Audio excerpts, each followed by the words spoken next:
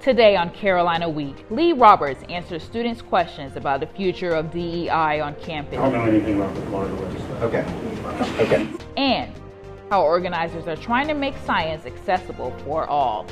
And oh my God, this is happening! How the solar eclipse had everyone breaking their necks. That and more on Carolina Week. From the UNC Hussman School of Journalism and Media, connecting Carolina's campus and community, this is Carolina Week. Welcome to Carolina Week. I'm Mayor Famet. And I'm Akshay Gokul. We begin today with breaking news. The Biden administration is setting new regulations on so-called forever chemicals in drinking water, the first federal standard of its kind. The EPA Administrator Michael Regan is in Fayetteville right now making that announcement and detailing this new rule. CW's Samantha Hoffman has been closely following the story. She is joining us now in studio to break down what these new rules mean. Samantha? Thanks, Akshay. I've been monitoring his speech, which, as you mentioned, is happening right now. He was quick to say that he believes that this rule will protect the lives of 100 million people. But let's kind of back up to what this actually means. The new rule will require water utilities to filter out 5 of the forever chemicals, also called PFAS, that are currently found in half of the drinking water in the U.S. The PFAS have been linked to a number of health issues, including cancer, heart disease, and reproductive problems. The CDC says it's found in the bloodstream of nearly 97% of Americans, and the chemicals are unable to break down, giving the forever chemicals their name. The rule limits the 2 most common PFAS, PFOA and PFOS. It also limits 3 other types of forever chemicals that are an issue in North Carolina, including what's known as Gen X. UNC law student Dylan Jones says that this regulation does not cover well water, which is where a lot of people in North Carolina will get their drinking water from, especially in rural areas. Thank you, Samantha. Another top story this morning, the backlog of untested sexual assault kits in North Carolina now stands at 0, according to Attorney General Josh Stein. Stein announced this week the state has tested thousands of sexual assault kits that sat on the shelves of local crime labs for years. CW's Isha Patanaik joins us now in studio to break down just how many kits the state tested. Isha? Well, North Carolina Attorney General Josh Stein announced this week that North Carolina has ended the sexual assault kit backlog. Now, in 2017, the U.S. Department of Justice found 16,000 untested kits in North Carolina. In response, lawmakers passed legislation for a new procedure for submitting rape kits to labs. The new law states anytime a hospital produces a sexual assault kit, it must be sent to law enforcement within 48 hours and then to a testing lab within 45 days. Now, out of the 16,000 kits, almost 12,000 met requirements to be tested for evidence. That's 75% of all those kits. Out of those, only 5,000 had sufficient levels of DNA to be entered into a computer database of convicted offenders. Nearly 3,000 of those samples match someone's DNA in the database. Of those samples, 114 arrests have already been made. Since the legislation was passed, the number of sexual assault kits submitted to labs in North Carolina has increased from 600 to over 2,000 annually, according to Stein. He says the state will need to keep monitoring kits to avoid another backlog. Mayor Akshay. Thank you, Isha. Since 2011, the Federal Justice Department has provided over $1 billion to states across the country to test backlogged sexual assault kits. However, a congressional research report estimates that there are as many as 90,000 to 400,000 untested kits across the country. The Congressional Research Service says that the large gap comes from the lack of a national system to track testing. In other news, who runs your school? That's what student group Transparency says they hope to teach students. CW's Chris Williams attended their recent teach-in as Interim Chancellor Lee Roberts joined the conversation. Take a look. Can we step outside for a moment and just talk briefly? That was the scene as Interim Chancellor Lee Roberts made an unannounced appearance at the second teach-in by student group Transparency. The group, previously known as the Affirmative Action Coalition, says it's refocused on highlighting the UNC system's administrative decisions over the past few years. Organizer Toby Pizzell says Roberts joining over 90 other students, some of whom stood or sat on the floor, shows how much these decisions impact students' lives on campus. It was an important space for him to learn about some of this history that we're sharing and hear from students about their values, their feelings, their outrage. Organizers shared information about the UNC system's Board of Governors. Topics included its 2017 decision to ban the Civil Rights Center from providing legal representation and the creation of the School of Civic Life and Leadership last year. Students also said they were worried about the future of diversity, equity, and inclusion. Several people pointed out Trustee Jim Blaine's comment that North Carolina would follow Florida's path at a March 27th board meeting. Blaine also said that he agreed with an approach that would ban DEI funding, saying it created problems on UNC's campus. Roberts had this to say in response. I don't know anything about the Florida legislature. Okay. I think we can all take what we will from that comment. Lila Kruger attended the teaching. She said she was worried by some of what she heard from the interim chancellor. When you are neutral in the face of issues such as taking away diversity, equity, and inclusion, that neutrality actually becomes incredibly dangerous and violent towards the people that you claim to represent. Roberts, however, said the statement was a misunderstanding after he ended up in a tough position. I said I'd do the job in a nonpartisan way, and I think commenting on what's being proposed in the General Assembly, every bill that gets proposed in the General Assembly might not be the best way to do that. Despite saying he didn't feel it was appropriate to discuss legislation from other states, Roberts said he appreciated the event overall. It's good to have debate, and I was glad to be a part of it. In Chapel Hill, I'm Chris Williams, Carolina Week. Transparency says it will continue hosting teach-ins with new content this semester. The General Assembly begins this year's sessions today. Students are petitioning for a UNC law student to attend graduation despite her being banned from campus. Jamie Marsicano was banned from campus last year after being charged with domestic terrorism at a music festival that was held to protest construction of a law enforcement training center in Atlanta. UNC law students held protests last April and September and are planning to protest again in front of South Building at 12:30 p.m. tomorrow. The university said it is aware of the protests but declined to comment on the status of the student. They're not the only students protesting on campus. The UNC Students for Justice in Palestine has filed a Title VI complaint against the university. Title VI of the Civil Rights Act of 1964 prohibits discrimination based on race, color, or national origin.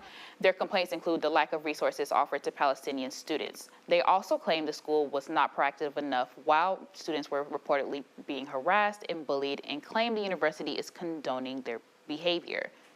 We reached out to the university and are still waiting for officials to respond. North Carolina's transportation is going electric, but nationwide, some call mass highway expansion a ticking climate time bomb. Carolina Week reporter Samantha Hoffman looked into how the use of bipartisan infrastructure law is influencing the future of transportation and climate. It's highways like this that have become a big focus for the White House. A new analysis of Biden's bipartisan infrastructure law says the $1.2 trillion is spent more towards highway expansion than public transit. Transportation for America found that a total of $69.9 billion has gone into highway resurfacing and expansion, whereas only $25.6 billion to transit and passenger rail. While 69 million tons of CO2 are currently obligated and 178.6 million tons projected from these expansions by 2026, only 29.8 million tons of carbon offsets are expected from the public transit efforts. UNC Assistant Professor of City and Regional Planning Matthew Palm says highway expansion is a vicious cycle. People end up living further away from maybe where they work and where their family is, and we kind of incentivize dependence on the highway system. While highways may be a main focus, Jamie Kritzer from North Carolina DOT says one positive effort is the expansion of electric vehicles. On Monday, they began searching for businesses to construct electric vehicle charging stations along major highways every 50 miles on a $109 million grant. We're connecting not only the people in intrastate travel, but also people in rural areas that may not necessarily have access to electric vehicles. Kritzer says the use of the infrastructure law depends on community needs. The projects that the community has determined are the ones that it thinks are the most important for its people. Those are the ones that we move forward. In Chapel Hill, I'm Samantha Hoffman, Carolina Week. At least $448 billion in bipartisan infrastructure law funding has been announced so far by the White House across all projects, with half yet still to be claimed. Another investment, Vice President Kamala Harris announced a massive new investment in clean energy during a trip to the Tar Heel State last week. Nearly 3/4 of the $27 billion greenhouse gas reduction fund will go towards thousands of new clean energy projects. The Biden administration estimates 70% of that money will go to low-income communities. Officials hope the projects will reduce pollution by up to 40 million metric tons over the next 7 years. $20 billion to create a national network of nonprofits to expand access to capital for community-based climate projects. Projects run by leaders from the community. The Greenhouse Gas Reduction Fund was created by the Inflation Reduction Act. The Japanese Prime Minister is set to visit North Carolina this week, and his wife will make a pit stop in Chapel Hill to speak to some high school students. He will take the tour of the new Toyota battery plant that is under construction and Honda Jet tomorrow. According to the governor's office, Japan is the largest source of foreign direct investment for North Carolina. The Prime Minister will visit Sam Jones Barbecue, his wife will visit Duke Gardens, and both of them will be at NC State on Friday. A Japanese news station introduced North Carolina to its people through 2 of its famous products, Krispy Kreme donuts and Pepsi. Coming up on Carolina Week, it's Pride Week here at UNC. CW Sarah Thompson will join us after the break. Sarah, what is it looking like out there right now? They've got balloon arches, music playing, games going, free giveaways. This is all part of UNC's Pride in the Pit, which is happening now until 2 p.m. Learn more about this coming up next. All right, good. Her luck.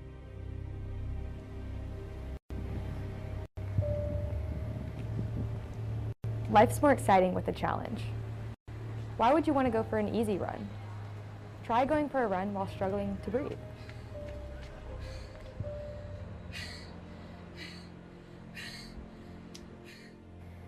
Life's more exciting when you fail. Going to class makes school too easy. What if you just didn't go and gave up? Life's more exciting when you're alone. Why would you want to have fun and make new friends?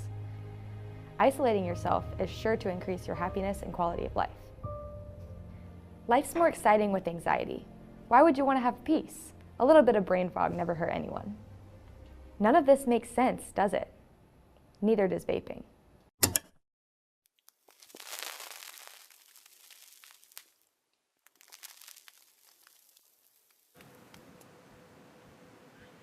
Hello and welcome back to Carolina Week. It's Pride Week here at UNC, and the UNC LGBTQ+ Center is putting on events all week long. CW Sarah Thompson is live from the pit, and she joins us now.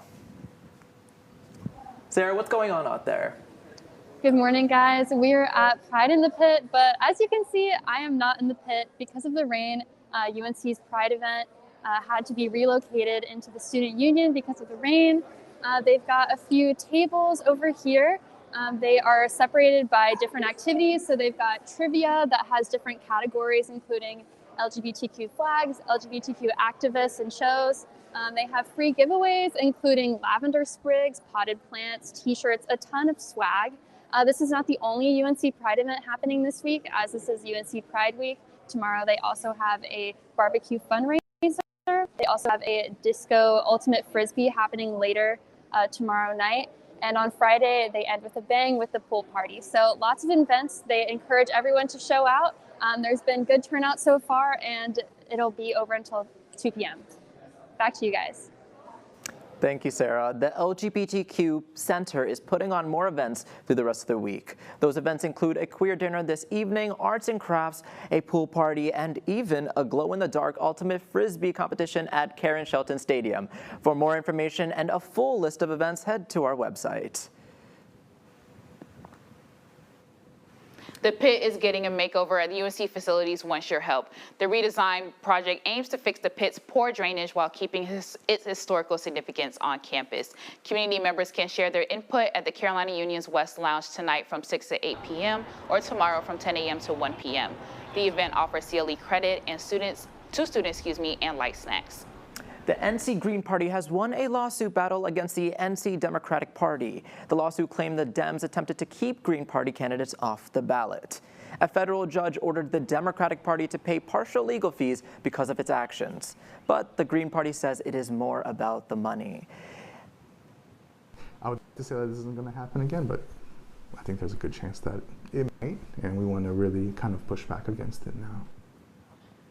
The Green Party ran 2 candidates in 2022, including Matthew Hoh for U.S. Senate and Michael Trudeau for NC Senate. But because of their struggles in court, they say they weren't able to focus on the campaign as they intended. With another election this year, the Green Party says it's frustrated by the two-party system and believes it limits voters' options. UNC's federal student aid enrollment deadline has been pushed back 2 weeks to May 15th.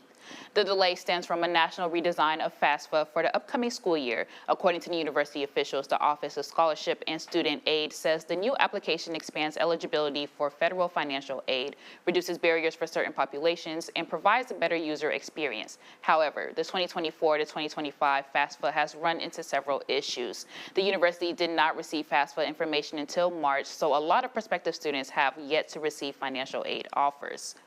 A new report from the North Carolina Department of Public Instruction finds that North Carolina teachers are leaving the profession at higher rates than before. The State of the Teaching Profession report found North Carolina's teacher turnover rate was 11.5% in the 2022 to 2023 school year, 4% higher than the previous school year. Early career teachers had a turnover rate of 15.1% higher than experienced teachers. Superintendent Catherine Truitt recommended that the board redesigns its teacher licensures and compensation system, given these new findings. Democratic's candidate for state superintendent Mo Green says that the board must pay teachers more. Republican candidate Michelle Morrow says the board should consider its options for making teaching more attractive. The Moorhead Planetarium celebrated its 75th anniversary over the weekend by holding a science expo aimed towards the Carolina community. The event helped make science more accessible. CW's Muhsin Mahmood spoke to those inspiring the next generation.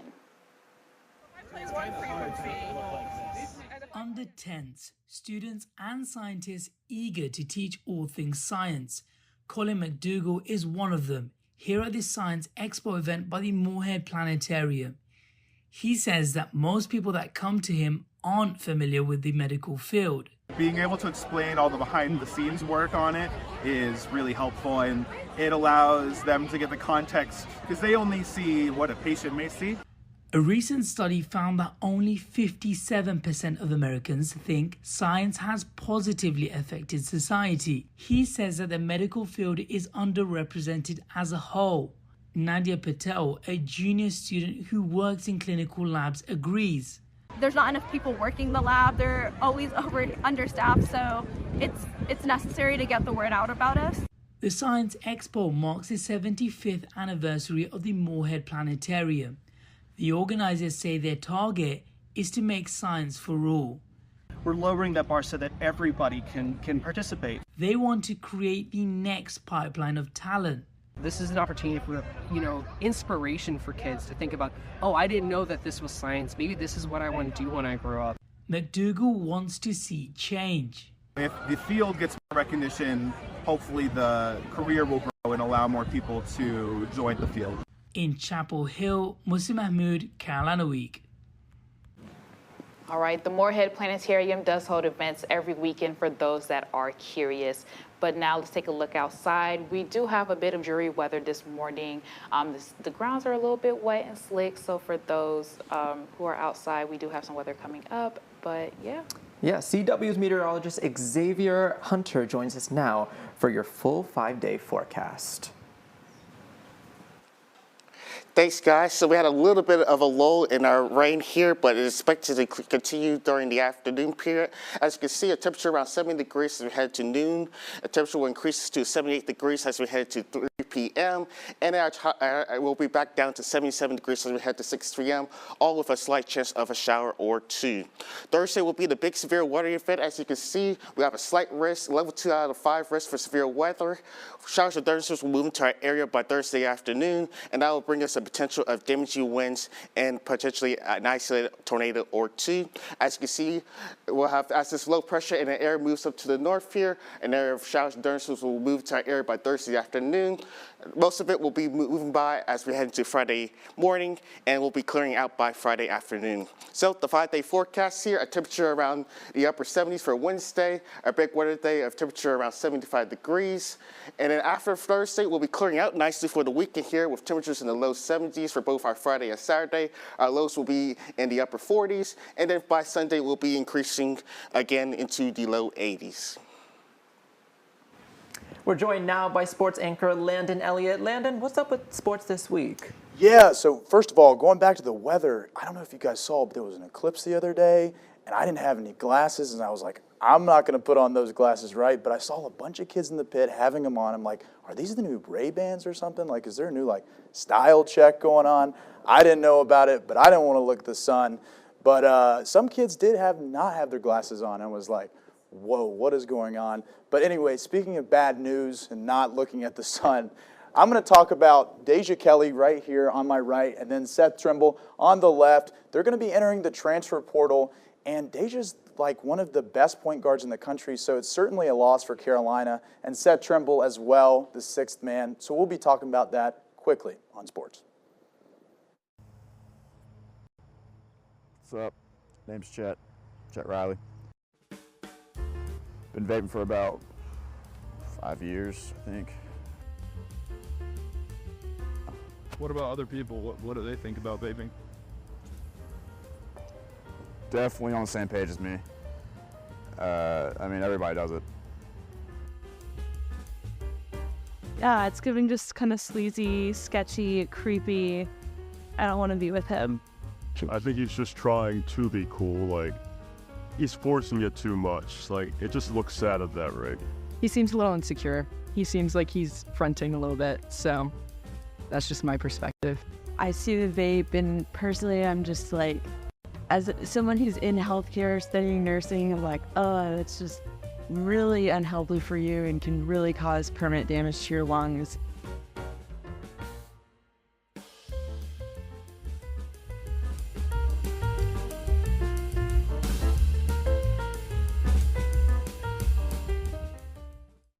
Welcome back to Carolina Week. Sports anchor Landon Elliott joins us once again. Landon, Coach Davis and Coach Banghart might have to hit the transfer portal again.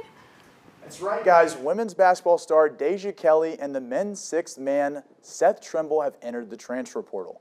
Kelly was a key member of the team and having a starting position in all 4 years of her years as a Tar Heel. She averaged 36 minutes a game and received first-team All-ACC honors for each of the past 3 years.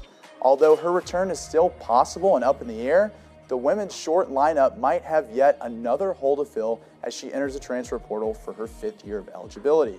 Trimble wasn't the star player like Kelly, but it's still a tough loss. He came off the bench in all but one game this season, but got only an average of 17 minutes per game.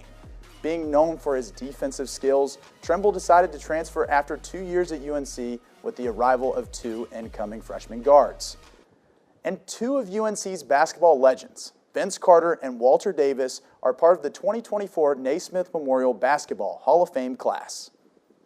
Carter was most known for helping lead the Tar Heels to back-to-back Final Four appearances and was a first-team All-ACC pick and All-American. He went on to play a record 22 seasons in the NBA as an 8-time All-Star and was a part of the Team USA 2000 Olympic gold medal winning team, with one of his most iconic dunks coming in their game against France. Davis, a 2-time All-ACC honoree, won NBA Rookie of the Year honors and was a 5-time All-Star during his prolific professional career. Both will be inducted on August 17th.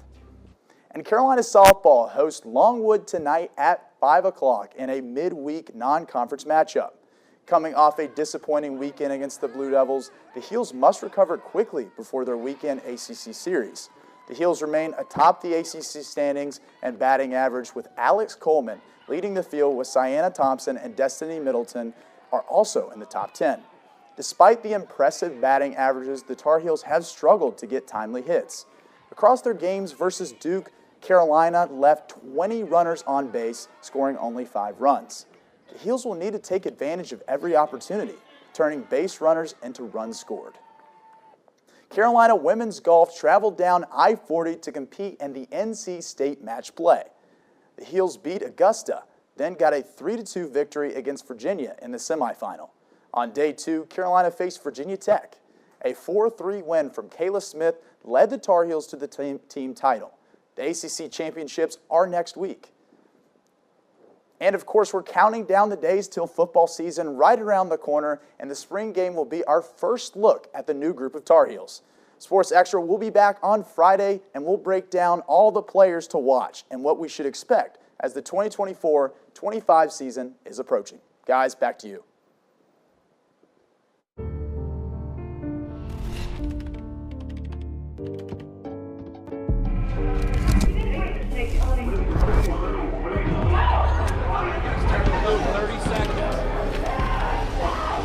I'm an ex-drug dealer, and I'll be your sub today. Can you see anything different as a pill? No. You don't know? Fentanyl is being mixed into everything now. There's only one thing that will save somebody's life. That is naloxone nasal spray. Fentanyl, it's cheap, it's potent, and it's profitable. Why would drug dealers put a lethal dose of fentanyl in drugs if they know it's so harmful? Really just all about the money. I just didn't realize that one pill could change your whole life. More kids should know.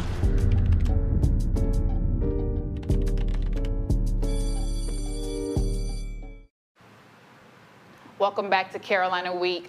Americans can now buy birth control pills at their local pharmacies without a prescription. The FDA has approved Opill, the first oral contraceptive available over the counter. The birth control pill is now in retail pharmacy chains such as CVS, Walgreens, and Walmart. The FDA says the drug does not have an age restriction and is suitable for most people of reproductive age to prevent pregnancy. Speaking of medicine, the CDC is alerting doctors to be aware of bacterial infections that lead to meningitis.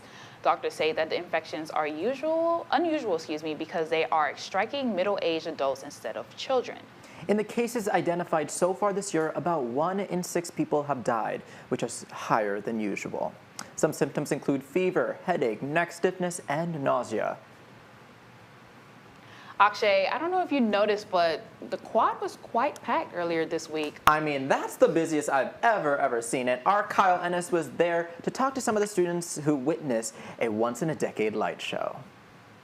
Did you get a good picture? Hundreds of students and faculty swarmed the quad to see a shadow from millions of miles away. Definitely did not expect this many people out here on the quad. Seeing it now is just, so many people out here too is just like, wow, y'all really care about the moon. Like, I care about the moon too. Despite the hype, some are throwing shade. I feel like this one is a little underwhelming. I saw the one that was a few years ago. It's cool seeing all these people, but it's not like the one I saw before. While some were not impressed, many could not keep their eyes off of it. I feel like I keep looking at the sun on accident, and I feel like I'm gonna wake up tomorrow and not have vision. Sometimes it's just a pair of glasses that puts that UNC community together. I feel like it kind of is cute how human nature like brings us out to like a big field to watch the sun. Without any shadow of doubt, The days like today when like everyone's out here, it feels like a real community. I'm Kyle Ennis, reporting. Now that the eclipse is over, you may be wondering what to do with your eclipse glasses. Astronomers Without Borders has been accepting donation of eclipse glasses for 15 years. They partner with organizations where you can drop off or mail your used glasses. You can also send them to Eclipse Glasses USA, which repurposes used glasses for future celestial events. Or you can hold on to them for the next eclipse in like 20 years.